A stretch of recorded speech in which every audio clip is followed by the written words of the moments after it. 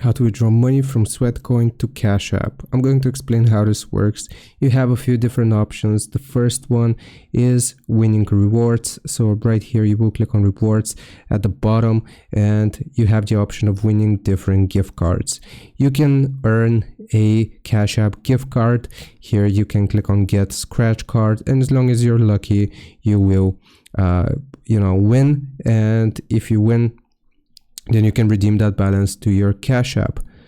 Alright, so right here, as you can see, I just scratched for a free premium benefit. That's alright, but you will have different draws here in this section. Now, the other option which you have is to buy a gift card here. So you will need 5,000 Sweatcoin in order to get a $5 gift card, 25,000 for a $25, and 50,000 Sweatcoin for a $50 gift card.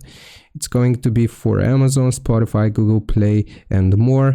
It should be for Cash App as well, and you will just click on it and buy it from this screen. And that is how you get money from Sweatcoin to Cash App. Hope this helps. Leave a like and sub. I'll see you next time.